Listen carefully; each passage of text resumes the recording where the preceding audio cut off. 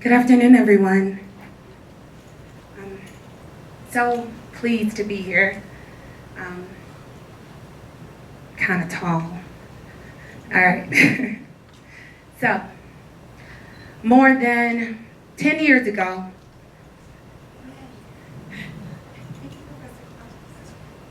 I was in his class. You remember? I'm sure they'll remember. I'm really old now. Okay. So, more than 10 years ago, I wrote a book that I wanted to entitle, It's More Than Black and White. Dutifully named after the last poem in the series, I was persuaded by the publisher and editing team not to do so because of the fear that prospective readers would think I was talking about race, when really I was talking about extremes and finding balance between it all.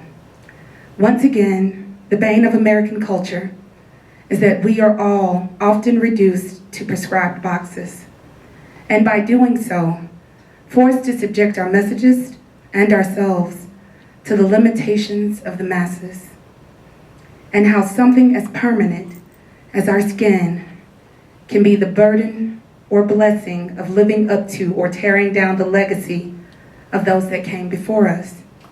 Thus, my mirror reminds me daily that the end of that cycle rests in my actions and not the world's stagnant definition. And so, with that said, I'm going to read the poem, It's More Than Black and White.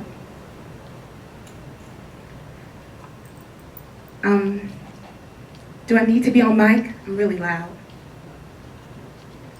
Lest my ancestors call me the revelator, pressing ivory and cooking rice, by definition, have never been my stronghold. Pressing ivory, the taming of tusks. I hear elephants keep their unforgottens in those bones, stretching back memories to where they were born, back to where I rest my baby cheek against the wood and listen to each and every sound. Wave those growing bones as far back as the future, where I rest my acne against the wood and listen, just hoping to hear my best friend speak back to me in a language I could understand. Yet the sounds keep coming back to me, stroking back to me like before tough hands stroked the animal skin drums when my people needed rhythm to speak light into existence, to communicate passion without burning flames. I press and press and press free sound into boxes that refuse to reciprocate, demanding the black keys explain themselves in a, my papa always used to say, sort of way. I'd like to share my favorite thing about me, but I forgot what it was. Cooking rice takes time. It steals time the way red lights do, the way standing in line takes patience and leads its virtue into a dark alley. It moves like watched boiling water. Hot eyes, red in the freeze frame of my forefathers' history lesson where rice cost as much as slavery.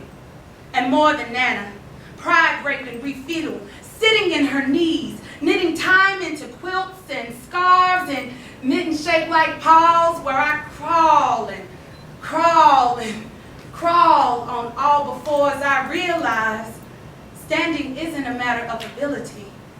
It too is a matter of time.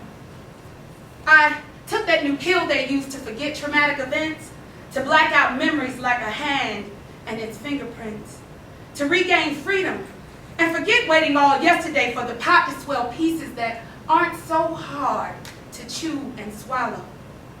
Standing has never been so close. I fear their name calling, revelator, revelator, because no taming or time revealing makes my knees strong enough to kick closets and dance with skeletons. I fear ashes, burning the pure strands that made me press without understanding, summoning me to licorice bin black keys till they quit keeping secrets. I tell stories with no regard for chronology or metronomes. These happen to be my flaws, and no amount of rehearsal can spackle the crevices of the keys or the holes in the well-steamed pot of long grain, unless I forget how they got there. Thank you guys.